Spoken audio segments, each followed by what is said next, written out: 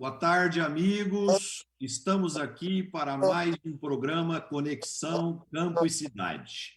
E hoje teremos muitos temas polêmicos, grandes debates, e já ficam todos os nossos internautas, nossos amigos, amigas, convidados para fazerem perguntas dentro do programa e participarem conosco dos debates. Eu quero começar já, Tejon, que você coloque o primeiro tema do debate, por favor. O primeiro tema é o vinho.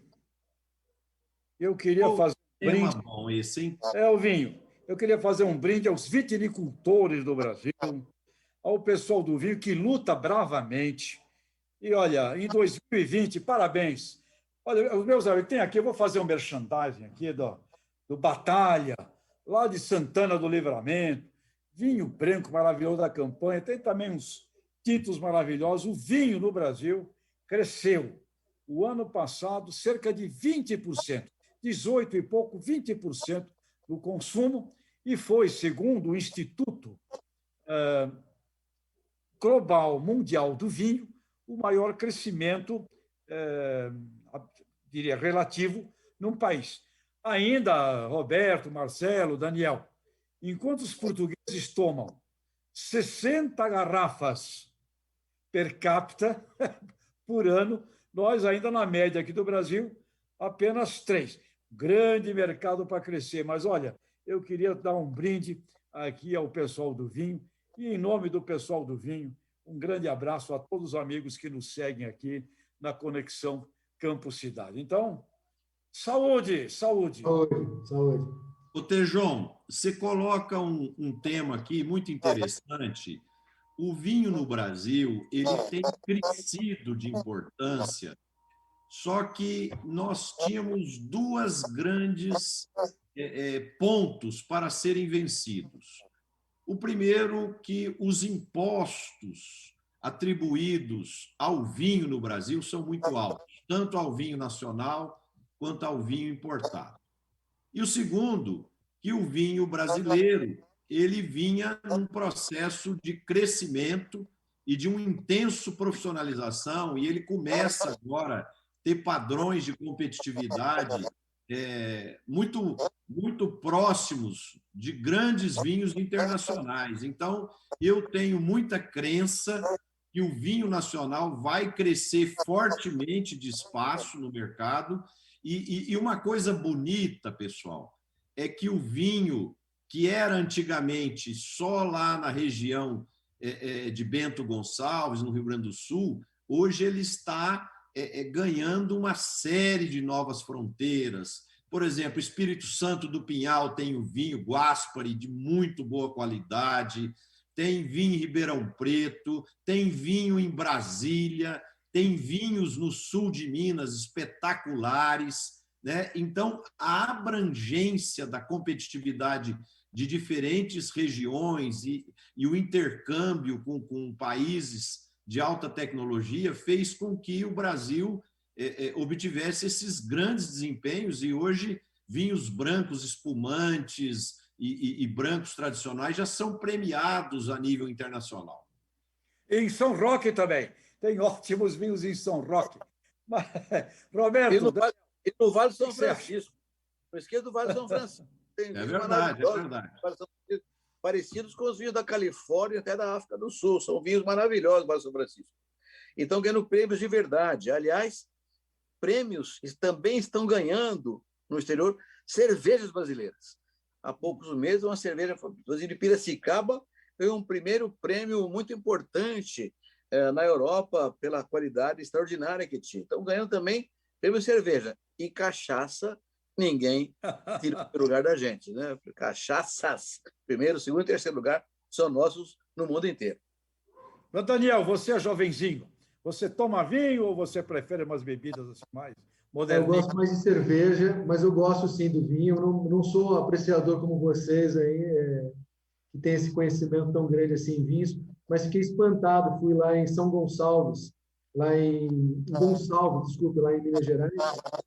Vi lá uma vinícola, tinha uma apresentação muito bonita e fiquei impressionado. Assim, era uma vinícola, assim, uma loja de vinhos de alta qualidade, e fiquei espantado com a quantidade e a qualidade dos vinhos brasileiros que estavam lá. Eu imaginei que fosse chegar lá e ter vinhos de outros lugares do país, e o principal dele lá é mostrar a qualidade dos grandes vinhos brasileiros e as vinícolas brasileiras que ele tinha ali.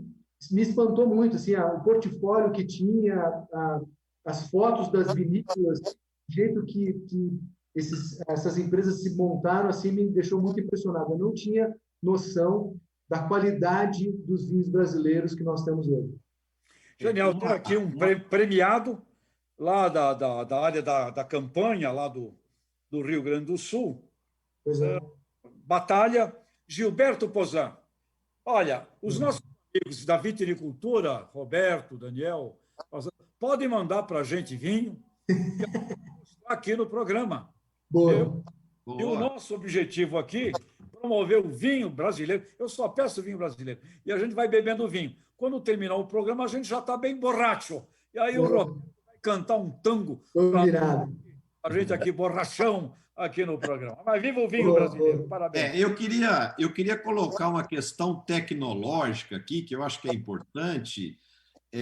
Um grande pesquisador brasileiro conseguiu descobrir um formato de poda que fez com que a uva ficasse, ao invés dela estar pronta para colheita em dezembro, que é uma época muito chuvosa, ela está sendo colhida em junho, julho, né? Então faz essa poda e aí muda o ciclo da uva, com isso colhe frutos de altíssima qualidade e com isso está sendo possível produzir vinhos premiados e de muito destaque, né? E aqui vale a pena ressaltar, aqui em Minas Gerais e no interior de São Paulo, a uva Syrah e a própria uva Sauvignon Blanc. Eu conversei aqui no site Notícias Agrícolas a semana passada com o presidente da AgroGalaxy, o Elis Pascoal, e o Elis está no sul de Minas, lá em home office, e ele tem uma fazenda de café que ele plantou as uvas e agora já começou a construir a vinícola, né? Então, isso vai se tornar uma realidade. Vocês podem escrever aí, dentro de 10, 20 anos, o Brasil será um grande consumidor e um grande produtor de vinhos de alta qualidade. Eu concordo. E não, assim como o vinho, eu vejo o azeite crescendo também aqui no Brasil. Não sei se vocês veem isso também, assim, a qualidade dos azeites brasileiros, que são uma produção muito pequena, mas que também tem uma qualidade muito grande, né? Sem dúvida, também vejo. E muito jovem mexendo com isso, hein? Sim, exato. Envolvido nessas especialidades, specialty, agro-specialties. Exato. Você sabe, em relação ao vinho, viu, Marcelo, Tejon, Daniel, há um problema ainda relevante no Brasil, que é o problema do contrabando de vinho. Viu? Entra muito vinho contrabandeado do Chile, da Argentina no Brasil, por baixo do pano, naturalmente, como todo contrabando, afetando de maneira até grave o comércio de vinhos brasileiros. Muitas vezes, um vinho contrabandeado chega aqui mais barato do que um vinho nacional de melhor qualidade. Então, realmente, é um problema que, felizmente, o governo está atento a isso, está trabalhando com bastante vigor para conter, mas era até muito recentemente um grave problema. Mas eu vejo que com a qualidade que nós temos do nosso meio rural, do nosso meio agrícola, na hora que chegar toda essa capacidade para essa área também dos vinhos, isso vai se resolver logo. Acho que a gente tem muita capacidade técnica para resolver isso facilmente. Marcelo falou dos impostos, né?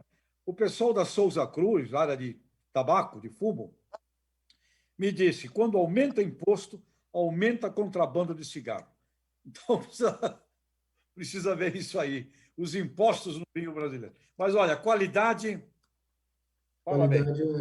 Qualidade supera, né? O consumo, o consumidor, o valor, né? Para o consumidor supera tudo. O mercado supera todas essas deficiências, né? eu queria aproveitar a discussão nossa aqui e fazer um reconhecimento a alguns vinhos brasileiros que se destacam, né?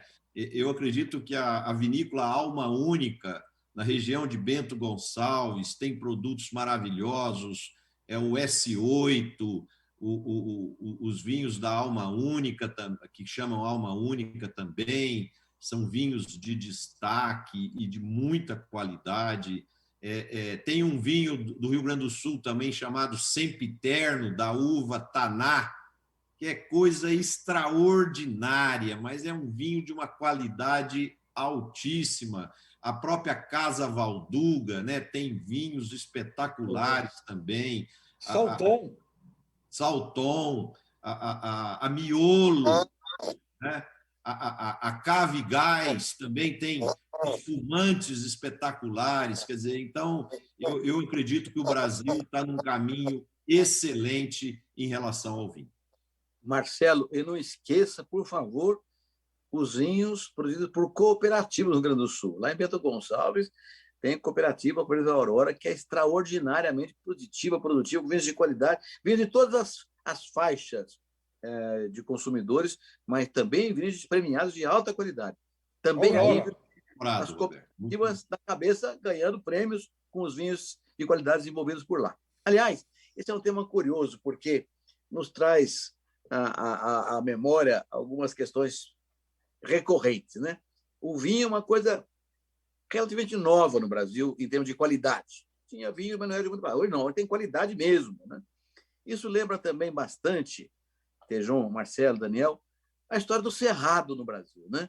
O cerrado, até os anos 70, ninguém queria saber de cerrado. Eu ouvia, meu pai, que era um bom agrônomo, um homem, uma liderança, dizia assim: meu filho, cerrado, Deus me livre, cerrado nem dado e nem herdado, né? Era uma coisa que ninguém queria saber. Pois olha, o agrônomo de Campinas começou a trabalhar com cerrado na região mais triste do estado de São Paulo, aqui, região central de São Paulo, com uma terra muito fraca, e foi evoluindo em tecnologias que mais tarde a Embrapa assumiu e comandou, na Embrapa Cerrado, não lá em Brasília, domou o cerrado, transformou uma área que era pouco visitada, pouco demandada, pouco desejada, né, pelos produtores brasileiros, e transformou-se no Maracanã, onde vai ser jogada a partida final da Copa do Mundo da Alimentação, que nós vamos ganhar, porque o Cerrado tem um quarto do território brasileiro, 204 milhões de hectares de Cerrado, tem o Brasil ainda, e uma boa parte ainda não abertas, não cultivadas. Então, realmente, o Cerrado se transformou numa área altamente produtiva, de qualidade técnica espetacular, graças à ciência gerada nos jogos de pesquisa e aos produtores rurais brasileiros que a receberam rapidamente e a levaram e aplicaram no Cerrado do Centro-Oeste brasileiro. Então, o Cerrado é uma história interessantíssima, recente também, coisa de 40 e poucos anos, Marcelão. E é uma coisa que venceu preconceitos. Roberto, eu me lembro, diga, Marcelo, diga.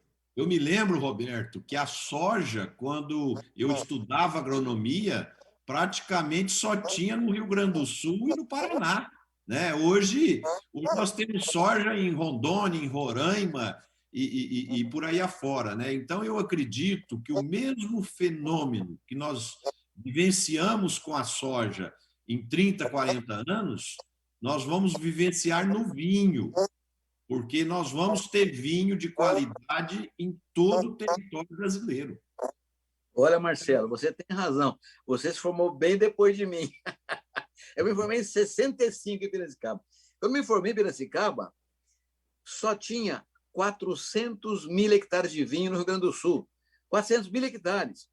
E a média produtividade era de 1.200 quilos por hectare. Hoje, nós temos 37 milhões de hectares de soja no Brasil, produzindo 3.600 quilos por hectare. Quer dizer, foi uma revolução tecnológica extraordinária num tempo relativamente pequeno, né? em que a agricultura deu uma resposta realmente impressionante desse processo aí. Mas a coisa... E o Cerrado foi que trouxe essa grande conquista. Foi lá que a soja, a braquiária também, e o zebu puxaram o trem da agricultura desenvolvimentista no Centro-Oeste brasileiro, no Cerrado brasileiro. E, Roberto, você fala do Cerrado, Eu me lembro de histórias de pessoas que foram para lá, há 40 anos atrás, iam para lá num caminhão velho, montavam uma lona de plástico, dormia embaixo. Um grande amigo, Heinz Kudes, um agricultor extraordinário, e aquele cerrado ali da Bahia, do oeste da Bahia, então. Você sabe, quando eu andava pelos mundos lá da minha experiência da Grosseries, da Jato, me ofereceram uma vez ali no oeste da Bahia 1.000 hectares pelo valor de um fusquinha. O idiota aqui não comprou, porque não tinha nada a fazer com aquilo. Mas eu vi aquele pessoal, Roberto, morando embaixo de lona. Realmente é uma história muito bonita desses pioneiros, viu? Eu respeito muito esses pioneiros e até a gente, puxa vida, o pessoal precisa de carinho, sim, porque são heróis maravilhosos. Deixa eu contar uma historinha divertida, Marcelão. Fala aí. Eu, não sei se cabe no programa, mas eu vou contar essa história porque ela é um pouco a emblemática em relação ao que estamos conversando aqui agora. Meu pai, né, viajava de trem naquele tempo, nos anos 50, né, 50, 60, e viajava sempre com um amigo que ele tinha em Limeira. E estavam viajando na Paulista, antiga Paulista de Ferro, tinha o famoso trem de ferro, trem de aço, ou trem azul e branco, era de madeira, depois fizeram trem azul e branco, que era de aço, trem de aço, famoso. Tal coisa. E vinha com esse amigo que era muito engraçado, contador de piada, contador de história, tá? E estavam passando por uma área de terra muito fraca, muito ruim, e o rapaz entristeceu, ficou bem triste. Meu pai perguntou para ele, o que houve, Silvino? Por que você ficou triste de repente? Ele falou, eu estou lendo essa terra aqui, rapaz, você já pensou um homem com 100 hectares dessa terra, uma mulher braba em casa? Está mudando. Uma mulher brava e uma terra daquela. Era o sentimento dos anos 50. O Roberto. Mas as mulheres ficavam junto lá, embaixo da lona lá, trabalhando duro, às vezes mais do que o homem ainda. Roberto, quando eu me formei, eu vim trabalhar em Uberlândia e nós estávamos abrindo uma área de cerrado fraco para plantar soja. E meu pai veio me visitar. E meu pai era fazendeiro em Tuverava, terra roxa, né? E quando ele viu aquela terra naquela condição, ele me chamou em particular, falou, meu filho, isso aqui, você está começando a sua carreira com o pé esquerdo, isso aqui você vai queimar seu nome, porque isso aqui não produz nada, né? Então, era essa a imagem que o Cerrado tinha naquela época, né? Agora você vê como as coisas mudaram. Por isso que é essencial ciência, tecnologia. Não há futuro para um país sem ciência e tecnologia. A Embrapa hoje é uma maravilha. A Embrapa hoje é uma extraordinária liderança na ciência tropical sustentável brasileira e global. Mas antes dela, teve a Agronômica de Campinas, o IAPAR no Paraná, no Rio Grande do Sul, na Bahia. Nós tivemos escolas de agronomia em Minas Gerais, de Viçosa, Lavra, que criaram uma ciência desenvolvimentista extraordinária que permitiu esses saltos todos que nós demos, né? Recentemente, até a FOB publicou um artigo mostrando que a ONU reconhece que os saltos tecnológicos brasileiros foram responsáveis pela grande mudança do agro nacional. E é verdade. Então, nós precisamos ter essa coisa muito clara. Não podemos, sob nenhuma hipótese, relaxar no apoio à ciência, à tecnologia e à inovação, porque essas questões, esses pontos, são centrais para garantir um futuro competitivo. Não há alternativa para o futuro sem ciência, sem tecnologia. E isso tudo depende da educação. Então, a educação é um ponto que nós não podemos jamais relaxar. Jamais. Precisamos comunicar, Roberto. Nós temos que aprender a comunicar isso para o mundo. Perdemos uma incompetência de comunicação. E aqui eu quero fazer uma brincadeira. Você sabe quem é a Juliette? Juliette. Duvido que há 30 anos atrás ninguém sabia quem era a Juliette. Ela simplesmente hoje acabou de fazer uma live aí, com 800 mil pessoas participando da live. Ela tem 28 milhões de seguidores, é mais, Roberto, Marcelo, Daniel, mais do que Angelina Jolie, uma personalidade internacional. Quem é essa moça? Ela foi a campeã do BBB, do Big Brother, da Globo, e hoje é uma personalidade. Então, quando você fica vendo, puxa vida, se é possível uma moça como a Juliette ter 28 milhões de seguidores, em questão de 2 meses, fazer uma live com 800 mil participantes, ter mais seguidores do que uma geração. Será que a gente não consegue, com inteligência, com charme, né? Com modernidade, ter linhas comunicacionais para a gente levar para o mundo as damas do Cerrado, as flores do Cerrado, as coisas lindas brasileiras, as coisas dos pampas, dos nossos biomas, a cultura dos nossos biomas? Será que a gente não consegue fazer isso? E vai aqui, amigos, Júlia Gama.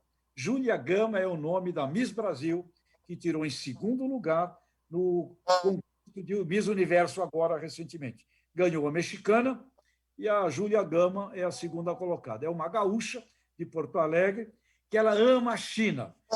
Viveu 3 anos na China. Então, será que não podemos transformar a Miss Brasil, Júlia Gama, numa embaixadora brasileira lá no mundo chinês? Eu acho que a gente tem, Roberto, Marcelo, né? Rejuvenescer a criança brasileira, falando a alegria, a amizade, o aperto de mão e pacificação nas nossas conversas.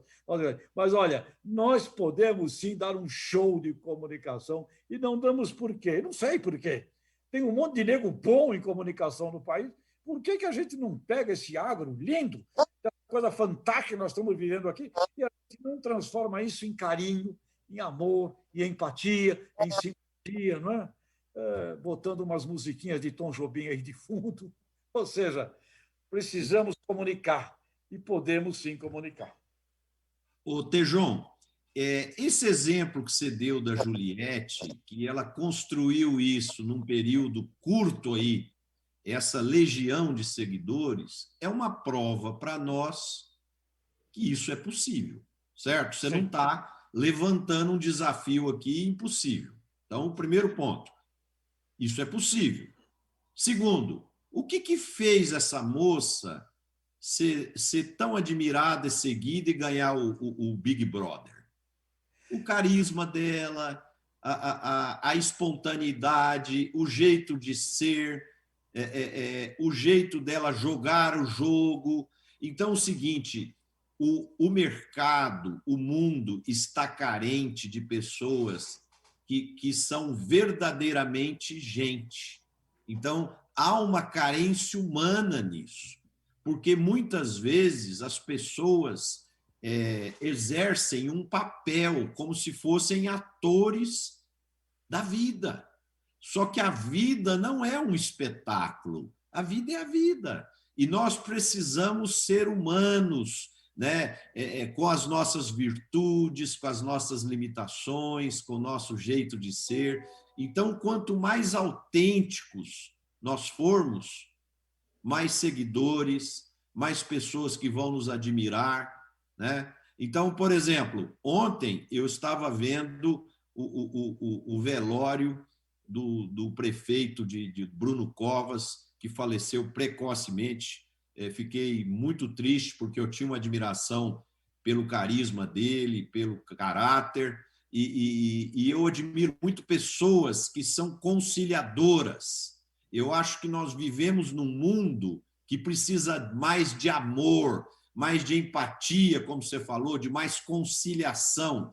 E ele praticava isso. Por exemplo, uma coisa que eu fiquei encantado é o filho dele, o Tomás, abraçando o pai e conversando com o pai dentro da urna, né? E ele demonstrando uma prova de amor, né? Então, essas coisas estão faltando no mundo.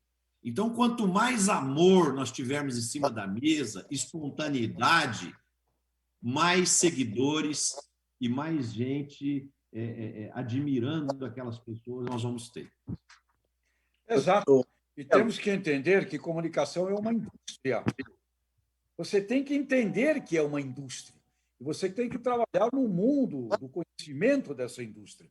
Big Brother, Rede Globo, scripts, personagens, personas, fraquezas, forças, Shakespeare, dramas. Portanto, existe uma indústria, nós temos que compreender essa indústria e colocar essa indústria a serviço da imagem desse mundo nosso do agro. Os colombianos lá, Roberto, Marcelo, Daniel, com Juan Valdez. Juan Valdez ele é um cafeicultor de verdade, faz uma pesquisa dele, da família dele, transformam Juan Valdez num autêntico cafeteiro das montanhas de Colômbia e levam isso para o mundo. Portanto, pessoal, com todo respeito, está na hora de colocarmos inteligência na comunicação e compreendermos que é uma indústria e ela precisa ser trabalhada por designers e industriais desse mundo da comunicação. Tá certo, viu, Tejão? Viu, Marcelo? Eu queria tomar esse ponto que você colocou aí sobre liderança e ser gente, né? E representar uma sociedade, uma nação, um segmento, e tratar aqui de um tema que está sendo muito interessante em tempos modernos, que é a candidatura do Alisson Paulinelli ao Prêmio Nobel da Paz. O Paulinelli é uma figura extraordinária na tua linha de raciocínio. É um conciliador, homem de bem, um construtor, ele só constrói, só leva para frente. É uma coisa impressionante o Paulinelli. O Paulinelli foi ministro da Agricultura em 1974, 75, foi ministro do presidente Kaiser por 5 anos, o único ministro da história do Brasil que ficou 5 anos no governo. O ministro mais longevo da história do Brasil.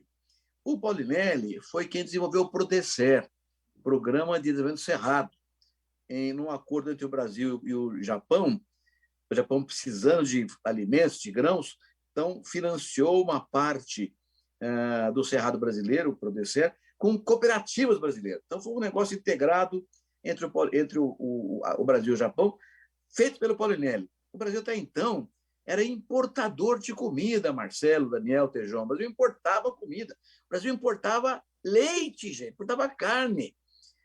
A conquista do Cerrado mudou esse horizonte. O Brasil aprendeu a domar o Cerrado com ciência e tecnologia.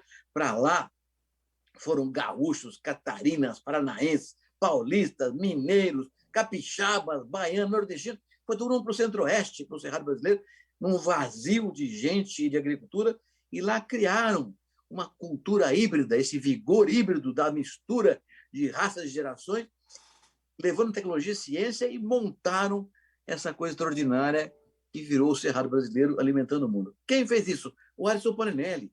Ele foi o grande precursor desse processo, levando para lá a ciência moderna, gerada pela Embrapa, que tropicalizou as rotas tecnológicas aprendidas pelos técnicos da Embrapa no mundo inteirinho. Então, foi uma coisa extraordinária a revolução que o Paulinelli fez. Ora, ele é o pai da moderna agricultura brasileira. Até hoje, nós estamos vivendo ainda com ações que ele desenvolveu com a ministra da Agricultura há 40, 50 anos atrás, né? Então, um Prêmio Nobel da Paz, Paulinelli, faz todo sentido. A última vez que a agricultura ganhou um homem da agricultura ganhou o Prêmio Nobel da Paz foi Norman Borlaug, em 1970, há 50 anos atrás, com a Revolução Verde que ele fez do México na África.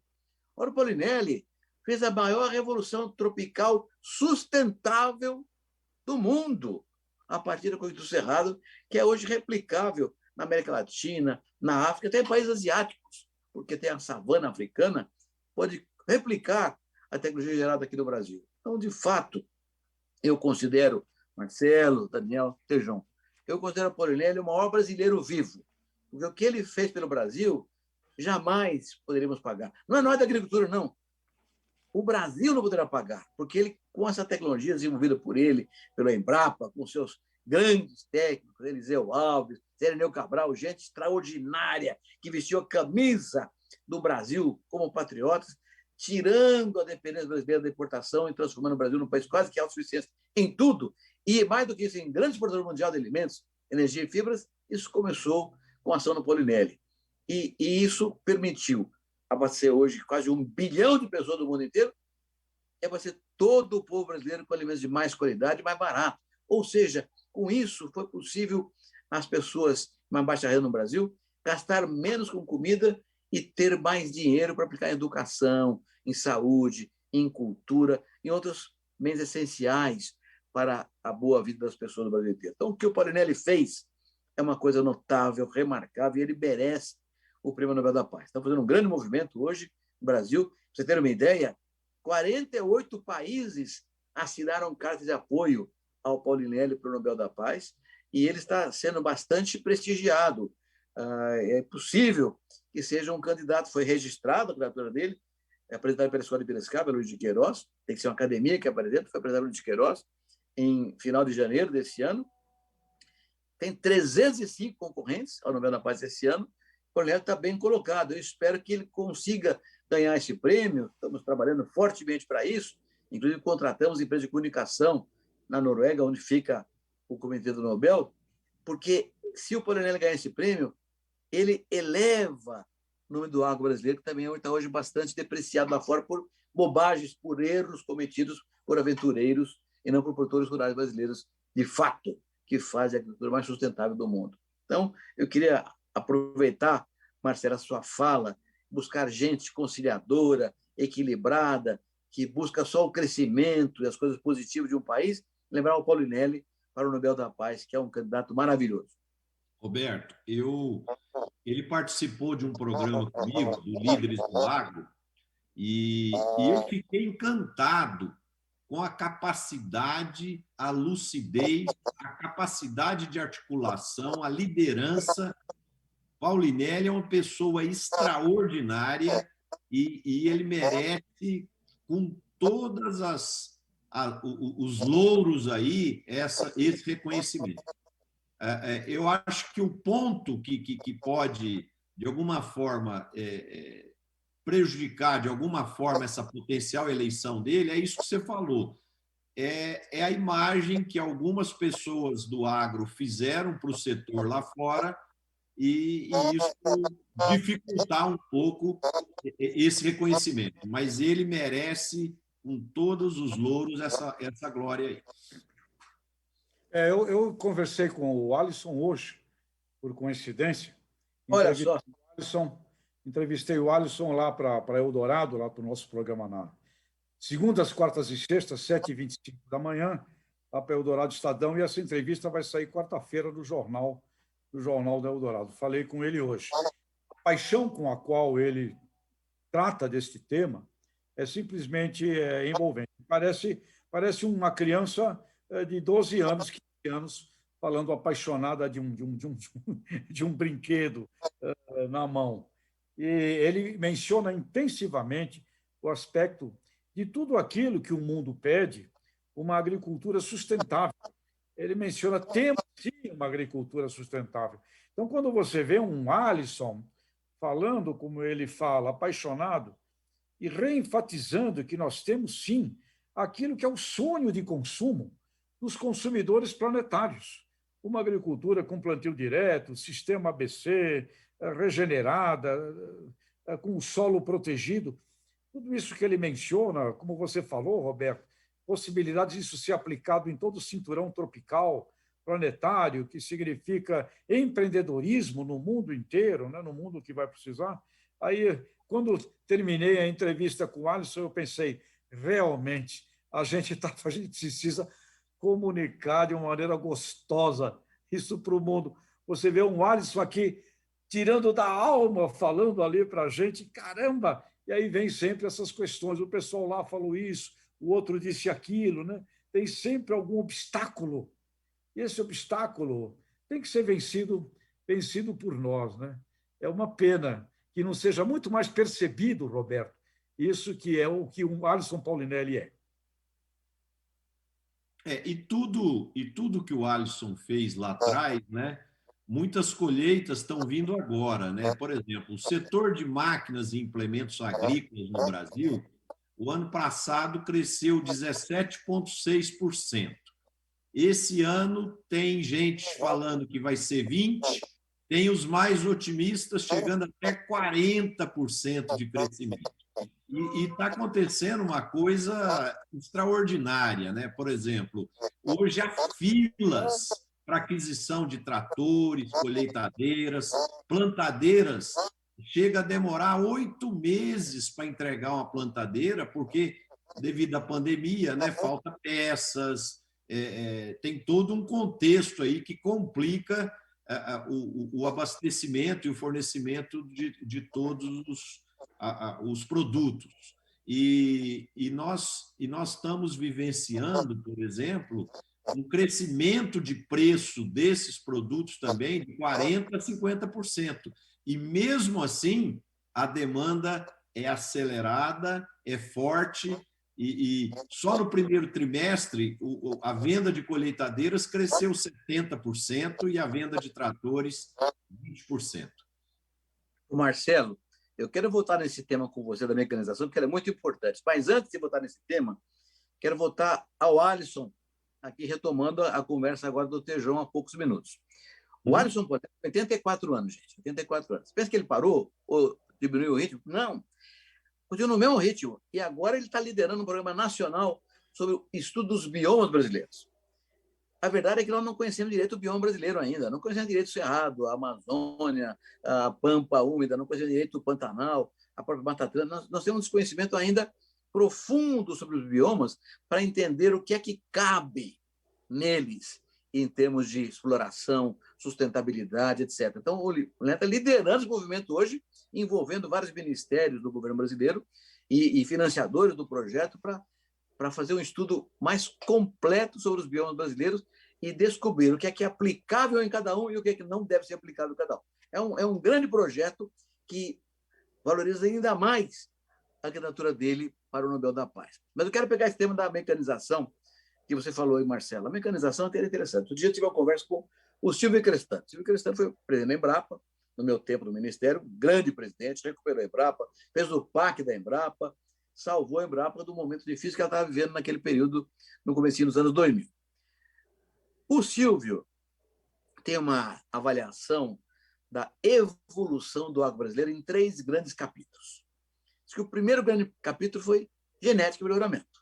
Né? Nós, o agronômico de Campinas, o órgão de pesquisa, a universidade e a própria Embrapa mergulharam no melhoramento genético em busca de variedades vegetais ou animais adaptadas aos nossos diferentes sistemas edafoclimáticos, Cerrado, a montanha no Rio Grande do Sul, a área florestal da Amazônia, a Mata Atlântica. Então, variedades foram geradas, técnicas foram geradas com variedades novas, vegetais e também de animais, que pudessem ser aproveitados com adaptabilidade perfeita aos diferentes sistemas edafoclimáticos. Então, a primeira fase no progresso agrícola brasileiro, de acordo com o Silvio Crestani, foi voltada para a genética e melhoramentos. A segunda fase foi a fertilização dos solos. Foi quando exatamente caímos no Cerrado, ou os solos mais ricos da região sudeste tinham sido esgotados pelo uso sucessivo, depois de décadas de uso sucessivo, e foi necessário criar mecanismos de correção do solo, de fertilização do solo, para torná-los solos hábeis para o cultivo, para a pastagem, para a atividade agropastoril que o Brasil tivesse. E foi um tema importantíssimo quando, então, o Brasil se abriu para o resto do mundo, importando fertilizantes, matérias-primas e fertilizantes acabados para avançar. Ainda hoje, nós importamos quase 90% do que nós consumimos no Brasil que é fertilizante. Mas se deveu a essa fase que o Crestani refere, em que a fertilidade do solo foi um ponto fundamental para que a ciência evoluísse positivamente. E o terceiro ponto, na visão do Silvio Crestani, é exatamente essa, Marcelo: mecanização. Mecanização. E aqui eu queria chamar a atenção para 2 questões que foram cruciais na mudança da mecanização no Brasil. A primeira foi a AgriShow. A AgriShow, criada em 1994, a partir de uma ideia do Brasílio Araújo Neto, lá do Paraná, que era de Ribeirão Preto, numa estação experimental do agronômico de Campinas, em Ribeirão Preto. Ela mostrou ao Brasil e ao mundo que nós estávamos atrasados em termos de tecnologia e mecanização. Máquinas, equipamentos, nós estamos muito atrás do mundo desenvolvido. Aquilo ficou visível, porque era uma feira dinâmica, as pessoas viam as máquinas trabalhando, operando, e aí quem conhecia máquinas nos Estados Unidos, na Austrália, em outros países desenvolvidos da própria Europa, perceberam que estavam muito atrasados. E a indústria de máquinas agrícolas, equipamentos, tratores, foi atrás da última palavra e trouxe para o Brasil. Nós tínhamos carroças, nossos tratores eram carroças. Inclusive, uma parcela importante da colheita era perdida depois de pronta, no desperdício das colheitadeiras antigas. Foi uma grande revolução. A tecnologia entrou na indústria de máquinas e equipamentos agrícolas a partir da AgriShow. E aí veio o Moderfrota. no final dos anos 90, quando o governo entendeu que a única maneira de acabar com aquele parque sucateado era financiar os produtores para comprarem máquinas modernas, aumentando a produtividade, eliminando perdas, né, e desperdícios, e dando um salto qualitativo nas máquinas agrícolas. Então, esse fato foi importante. O Silvio Castanho tem razão. A mecanização foi o terceiro grande capítulo dessa evolução da tecnologia agrícola no Brasil. Mas agora, Marcelo, nós estamos olhando essa mecanização com preocupação. O Tejon já falou sobre isso mais de uma vez, que é a questão da conectividade, né? Hoje as máquinas agrícolas, colhedeiras, plantadeiras, vêm com vários computadores de bordo ligados a satélite, o sujeito no escritório controla a colheita, o volume de produção, o plantio, etc. Né? E isso implica em conectividade. Não tem nada de você ter é igual você ter uma televisão em casa ou ter luz elétrica. Mas a televisão não adianta ter televisão, não tem como ligar a televisão. Muitas vezes as máquinas têm todos os equipamentos de bordo, mas não tem a antena, a torre que permita a conectividade para quem compra as máquinas agrícolas, sobretudo pequenos produtores. Os grandes compram máquinas com pacote, você vê a torre junto, né? Porque é um mecanismo indispensável para que as máquinas funcionem adequadamente. Então, cada vez mais cresce esse novo tema da digitalização, da conectividade, da internet das coisas, da inteligência artificial, cresce a importância do cooperativismo, porque se o grande produtor acessa a tecnologia com conectividade própria, porque o Estado é incapaz de avançar nessa direção, as cooperativas precisam ter a mesma torre, a mesma antena, para que o pequeno produtor tenha condições de acessar a mesma tecnologia. Senão ele vai ficar para trás competitivamente e acabar perdendo a condição até de sobrevivência econômica. Então, a conectividade, a digitalização, a internet das coisas, que são um tsunami que vem vindo no agro brasileiro, no agro mundial, só será aproveitada pela totalidade dos produtores brasileiros se as cooperativas agropecuárias cuidarem disso. E estão cuidando, felizmente. Roberto, eu queria provocar o Daniel. Daniel, você tem que trazer aqui para o nosso encontro a TIM. A TIM, Telefônica de Itália, quer se engajar profundamente no agro brasileiro. Nós precisamos de organizações assim que tenham essa vontade. Porque eu estou imaginando uma TIM, com isso que o Roberto acabou de falar, com o cooperativismo, é a fórmula de nós distribuirmos com dignidade sinal. E sem sinal, nós vamos manter, Roberto, 4,5 milhões aí de propriedades agrícolas fora do mundo, fora do planeta, né? E nós não podemos mais também. Hein? E outra coisa importante, não é, Roberto? O agro é muito maior também só do que a soja, o milho. O agro envolve a fruticultura, os pequenos, as especialidades. Ô, Tejon, você falou da TIM. Eu vi rapidamente, antes do programa nosso aqui, uma notícia, a TIM falando que até 2023 ela vai conseguir cobrir 100% do território brasileiro com 4G.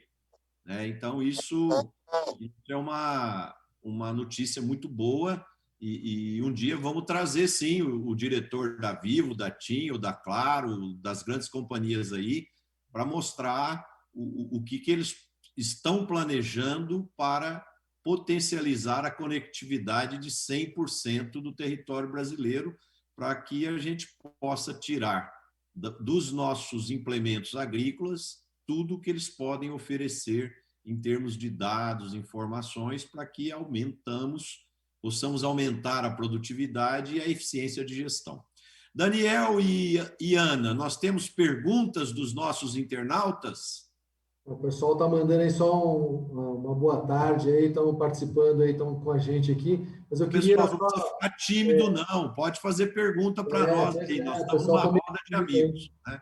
Mas deixa eu falar uma coisa dessa questão da TIM aí. A gente tem conversado com o pessoal da Case, que eles estão lançando aí o projeto Fazenda Conectada, e eles têm essa ideia de solucionar, trazer a tecnologia, que eu acho que o agronegócio é o que mais implementa as novas tecnologias que estão aí no mercado, e o que falta é a conectividade. Não adianta você ter uma máquina cheia de equipamentos se você não tem a internet para fazer essa comunicação. E eles já estão trazendo essas soluções completas, inclusive ajudando a cidade. Porque, por exemplo, nesse projeto da Case, eles vão instalar uma antena numa fazenda piloto que vai atender toda a cidade em volta, toda a região em volta dessa cidade vai estar conectada com o 4G.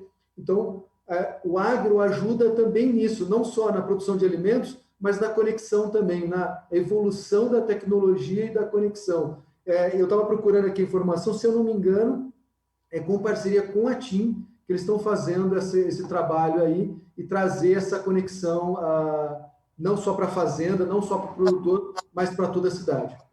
Daniel, eu vou te colocar em contato com o diretor da TIM para você bater um papo. Vamos conversar, sim, com certeza. Temos muito a conversar, porque são esses pequenos detalhes que vão fazer com que a gente possa avançar realmente, mostrar, continuar produzindo alimento não só para nós, mas para todo mundo, e aí fazendo com que a gente leve a paz para todo mundo, e assim levantar a bandeira do Alisson aí, com certeza, fazer aí um 360 nessa comunicação toda. Daniel, um grupo de empresas do qual a TIM faz parte, criou uma associação chamada Conectar Agro. É exatamente o setor privado fazendo o papel do Estado, que não foi capaz, por falta de recursos, de criar torres do Brasil inteiro. Esse Conectar Agro está fazendo esse trabalho. Sim. Já tem mais de 7 milhões de hectares conectados, que você falou aí. Não é só agricultura, sim.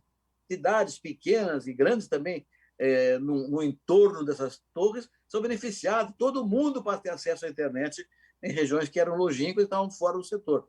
Então, realmente, o setor privado brasileiro, a Jacto está envolvida nisso, a TIM, a Apple e outras empresas, a própria Indir, para fazer o Conectar Agro para as coisas avançarem. É isso aí. Não adianta ter televisão em casa e luz elétrica. Nós temos que ter tratores com computadores, mas a antena que faça a integração delas com os escritórios e os produtores rurais. É incrível, a gente vê esses equipamentos que estão aí no mercado, a quantidade de dados que eles trazem, a possibilidade de informação que o produtor gerar e trazer mais produtividade para ele, mas acaba se perdendo por falta do virar de uma chave, né?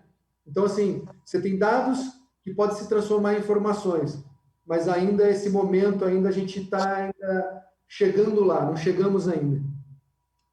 Os drones, né? Drone. Sim, até chegar na parte dos drones. Não, hoje qualquer negócio informa a praga onde está atacando, pulveriza naquele lugar especificamente. Quer dizer, economiza de maneira espetacular para o produtor rural. Isso precisa de conectividade mesmo. Felizmente, exato. Felizmente. Tem um aspecto importante, Roberto, Daniel, Marcelo, conversei com o pessoal da Federação do Sistema de Plantio Direto, e aí tem um negócio que a conectividade, a inteligência artificial vai ser fundamental. Eles me disseram, olha, 80% do plantio direto não é bem feito. Ou seja, tem aí uma necessidade de que esta ciência seja bem aplicada, e ela só vai ser porque aquele nego caprichoso, maravilhoso, é a humanidade, né? 15%, 20%. O resto, vamos que vamos. Conectividade, com o mundo virtual, digital, todos poderão fazer muito bem feito. Tem esse aspecto vital para a lucratividade do produtor, mas fundamental para a sustentabilidade. Tem que ser bem feito. Portanto, isso passa a ser sagrado, conectividade e digitalização, né? Pessoal, eu queria falar de um tema aqui que tem sido muito interessante em termos de conexão campo e cidade. A gente está vendo uma consolidação na distribuição de insumos agrícolas muito intensa e os investimentos têm vindo de fundos de investimentos. Muitas empresas que agenciam essas negociações estão na Faria Lima, né? E, com isso, o agro tem sido muito estudado, muito analisado, tem muita gente hoje estudando o agro. E isso, para o setor, eu acredito que é muito bom, porque quanto mais gente conhecendo o agro, entendendo do agro, e também as empresas fazendo fusões, fazendo aquisições, movimentando esse mercado, nós vamos ter cada vez mais empresas mais profissionalizadas, mais competentes e com isso, mais sustentáveis em todos os sentidos.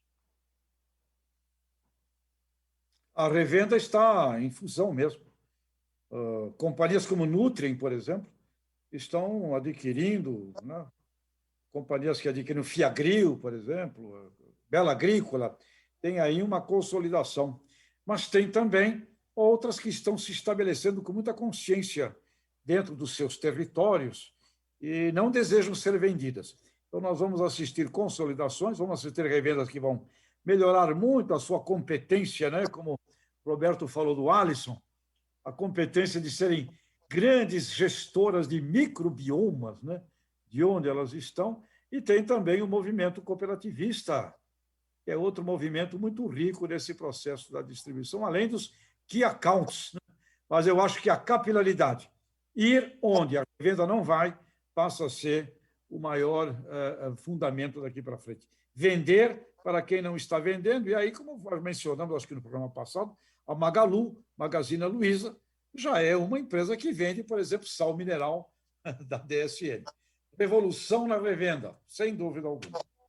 Marcelo, essa sua informação de que a Faria Lima está olhando para o agro é muito relevante, porque hoje há uma coisa ganhando uma dimensão crescente no mundo inteirinho.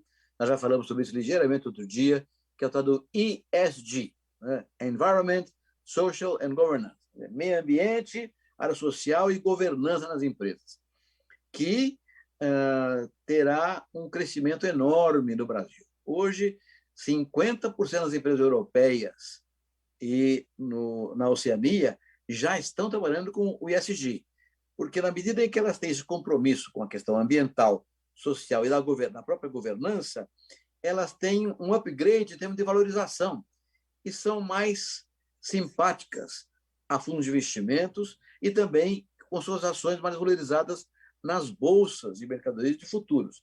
Então, vem crescendo na Europa esse conceito do ESG. No Brasil, são apenas 15% das empresas que trabalham com ESG e ainda muito poucas no agronegócio.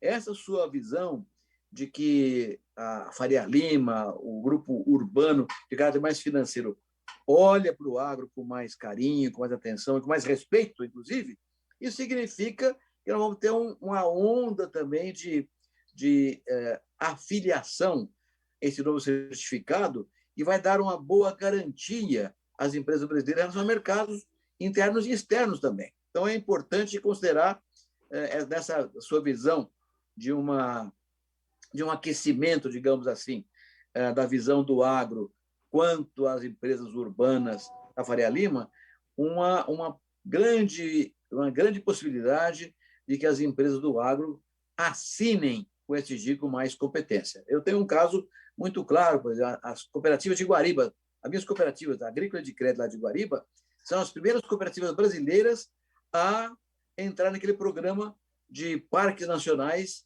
montado pelo Ministério do Meio Ambiente. Então, já compraram parques nacionais, do ponto de vista de financiamento dos mesmos, na direção do S do ESG.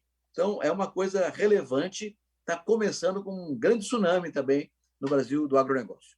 Ô, Roberto, eu concordo plenamente com você. Agora, eu queria fazer uma proposta aqui, não sei se vocês três concordam comigo. Quando começou a história do agribusiness, lá atrás, e esse nome era difícil falar no interior, a coisa não emplacava, tal.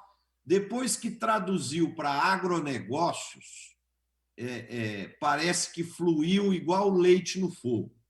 Eu acredito que nós poderíamos mudar essa sigla aqui no país de ESG para ASG, Ambiental, Social e Governança.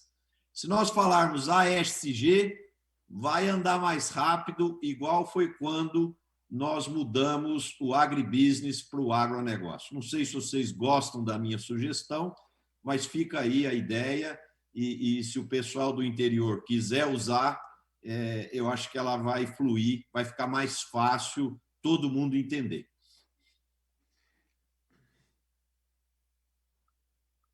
Seu áudio, Roberto. Seu áudio. Eu quero aproveitar essa fala do Marcelo, fazer uma homenagem aqui, uma homenagem até emocionada a um grande brasileiro de quem tem uma saudade enorme, que faz muita falta para nós. Ney Bittencourt Araújo. Foi o Ney Bittencourt Araújo que, visitando Harvard, conheceu o Ray Goldberg e seus discípulos, que criaram o conceito de agronegócio, de agribusiness, em 1957, lá nos Estados Unidos, e trouxe para o Brasil, quando criamos a Frente Ampla da Agropecuária Brasileira, o conceito de agribusiness. Então, devemos ao Ney a introdução do tema no Brasil, e ele, até hoje, é o padrinho paraninfo dessa importante conceituação de cadeias produtivas, né? Até hoje, a gente tem dúvidas, muitas pessoas não entendem o que quer dizer agronegócio. Agronegócio é a soma das cadeias produtivas, cuja coluna dorsal é a atividade agropecuária. E a cadeia produtiva é a soma dos atores e ações que começam na pranchinha do cientista e terminam num supermercado, não, em algum supermercado. Isso é uma cadeia produtiva, né? Calça jeans é uma cadeia produtiva. Não nasceu no supermercado, não nasceu na loja de roupa. Nasceu num cientista que pesquisando variedade adequada de algodão para os biomas brasileiros. Então, esse tema do agribusiness, do agronegócio, foi o Ney que trouxe e devemos a ele essa grande inovação. E a tua ideia de ASG, podemos discutir, porque a verdade é que o ESG é uma terminologia mundial, já está admitida no mundo todo. Mas podemos pensar num ASG ou uma tradução, um abrasileiramento da terminologia europeia. É do ambiental, né? O ambiental, eu acho que traduz tranquilo. E, Roberto, sobre o agribusiness, a tua lembrança é fantástica e eu estou com o discurso do Ney aqui, relendo todos os dias que ele fez ali em 1990, quando o Ray Goldberg veio ao Brasil. E naquele encontro ali no hotel, acho que no Hotel Hilton, ele tinha ao seu lado, ao lado dele, ele tinha Roberto Rodrigues e ele tinha Klotz, da ABIA, exatamente. Ele tinha ao lado dele a ABIA, a Associação Brasileira da Indústria de Alimentos, e ele mencionava ao lado dele Roberto Rodrigues, que você representava naquela época, se eu não estou enganado, o cooperativismo. E era muito clara a visão de Roberto, sua sempre foi, a visão do Ney, de que isso se trata de um sistema agroindustrial.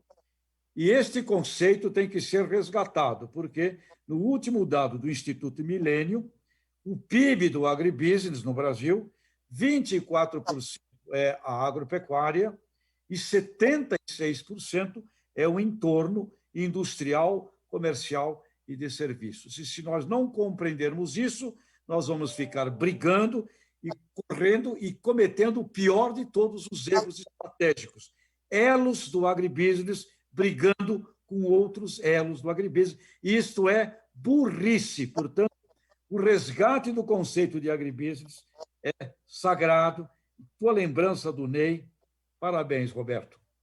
Olha, Tejão, esse livro aqui, Ney Bittencourt, O Dylan do Agribusiness, eu escrevi logo após a morte dele, coordenando mais de 120 pessoas que escreveram um capítulo cada um contando a sua vida com o Ney Bittencourt.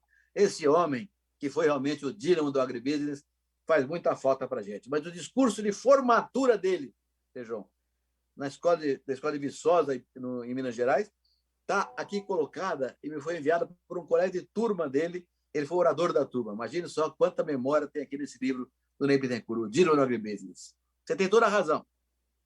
O Ney é a grande referência, a grande inspiração do agronegócio brasileiro. É uma pessoa que tem que ser sempre lembrada, porque o que ele fez para o setor é uma coisa muito significativa. Nós estamos chegando aqui, pessoal, a 1 hora de programa e nós precisamos agora fazer a rodada de fechamento. Eu queria...